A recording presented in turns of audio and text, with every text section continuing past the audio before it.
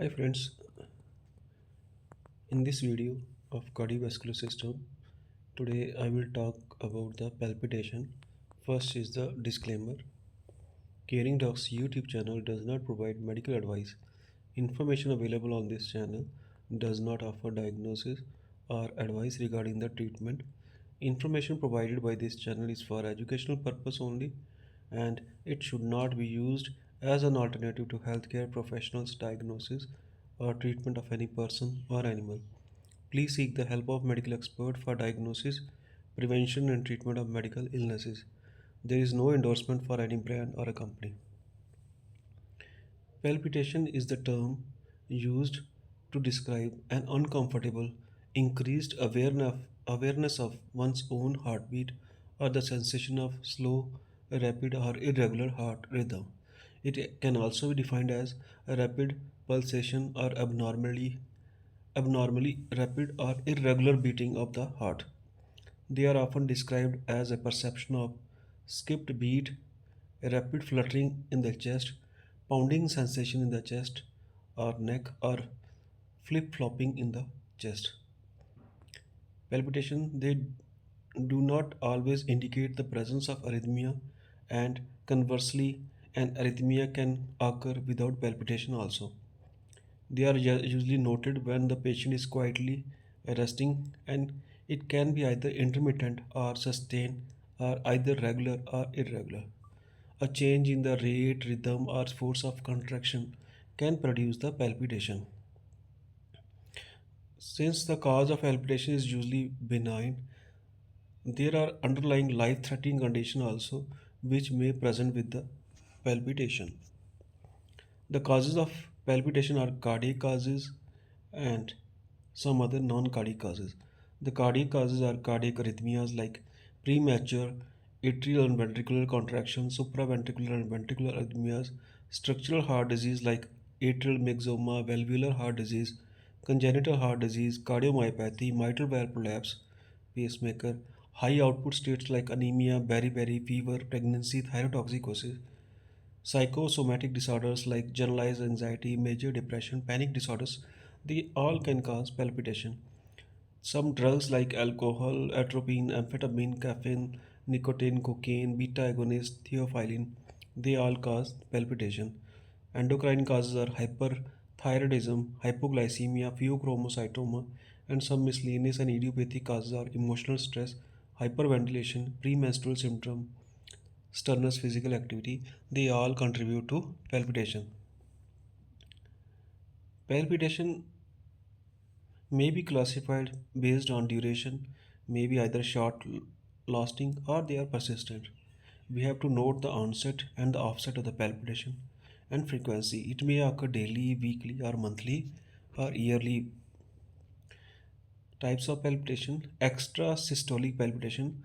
Here, the ectopic beats they usually produce feeling of missing or skipping a beat and or a sinking of the heart, interspersed with the periods during which the heart beats normally.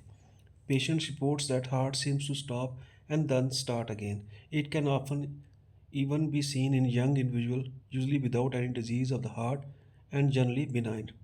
Then is a tachycardic palpitation. These are the rapid fluctuation like beating wings in the chest.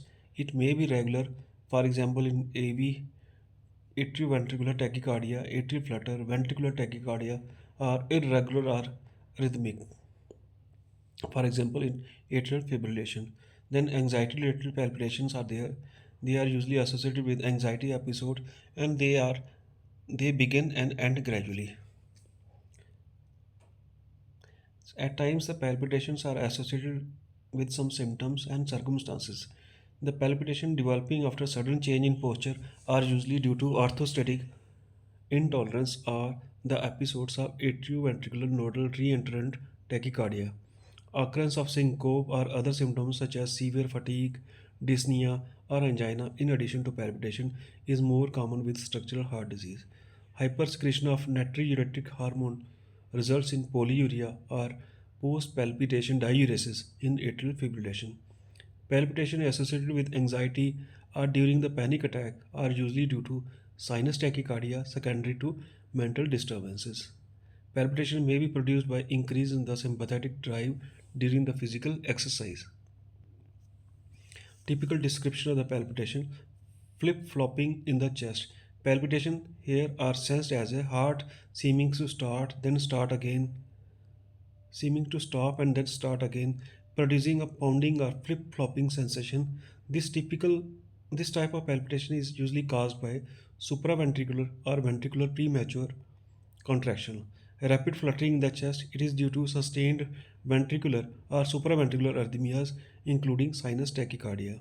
Pounding in the neck, and irregular pounding feeling in the neck is caused by atrioventricular dissociation with independent contraction of the atria and ventricle, resulting in occasional atrial contraction against closed tricuspid and mitral valve.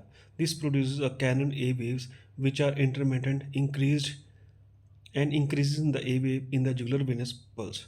Canon A wave may be seen with the complete heart block or ventricular tachycardia.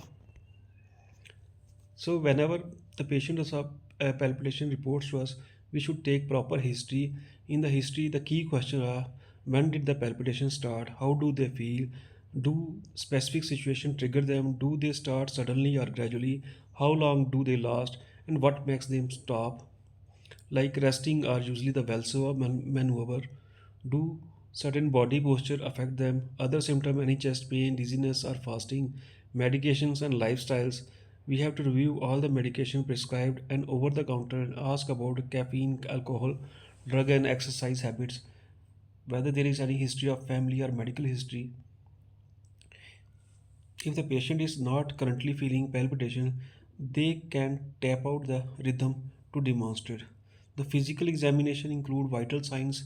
We have to check blood pressure, pulse, including measurements while the patient is lying down and standing up. Heart and lung examination to auscultate the for unusual sounds. Irregular rhythm could mean atrial fibrillation or flutter. Murmurs and clicks. These sounds like a mid-systolic click might suggest mitral valve prolapse, and sudden harsh murmur could point to hypertrophic cardiomyopathy. Heart sound like fixed splitting of the S2 and right-sided heart impulse can indicate an atrial septal defect. Other signs like swelling in the legs or enlarged heart could point to the heart failure or other heart issues. So, some common findings can suggest few causes, like if the patient has a history of palpitation since childhood, then it could suggest us about the supraventricular tachycardia. If they occur later in the life, this could be because of structural heart disease. A regular rapid rhythm points to supraventricular tachycardia or ventricular tachycardia. Irregular rhythm suggests atrial fibrillation or flutter. Abrupt onset or termination could suggest us about the supraventricular or the ventricular tachycardia. If it is associated with chest pain, it may suggest some heart muscle issues like ischemia. Lightheadedness or fainting can suggest arrhythmias like ventricular or supraventricular tachycardia. So while evaluating the case of palpitation, we should do the ECG, and in ECG we can get short PR interval and delta wave. It may suggest us about the Wolff Parkinson White syndrome, and left ventricular hypertrophy with Q waves may indicate hypertrophic obstructive cardiomyopathy. Q waves could signal a past heart attack also. Prolonged QT intervals points to the long QT syndrome, a risk factor for sudden arrhythmias. Lab tests include complete blood count to rule out anemia and infection, electrolytes and kidney function tests like urea creatinine to detect the electrolyte imbalances or kidney issues. We can do thyroid function tests. Hyperthyroidism can trigger the palpitations. So further evaluation, the goal of the further evaluation is to identify the patient at high risk of serious arrhythmias or structural heart disease. Patients are who are at high risk. These are the patients who have some known heart disease, history of heart attack, dilated cardiomyopathy, significant valve problems, or hypertrophic cardiomyopathy. Echocardiography is recommended if we suspect such structural heart disease based on the initial evaluation. Advanced diagnostic testing, they are typically done if the initial workup suggests an arrhythmias. The patient is at high risk of serious arrhythmias. The patient wants more clarity about their symptom. So we do ambulatory EKG monitoring like in the form of Holter monitor for 24 to 48 hours, continuous loop event recorder, implantable loop recorders, and in the last we can do electrophysiological studies for high risk patients. The differential diagnosis of the palpitation are the causes like arrhythmias, atrial fibrillation, flutter, bradycardia caused by advanced AV block or sinus node dysfunction, bradycardia, tachycardia syndrome, multifocal atrial tachycardia, premature supraventricular or the ventricular contraction, sinus tachycardia, arrhythmia, supraventricular tachycardia, ventricular tachycardia, and Wolff Parkinson White syndrome. George Bernard Shaw has said, people don't care how much you know until they know how much you care. With this, I conclude my today's topic. Keep learning. Thank you.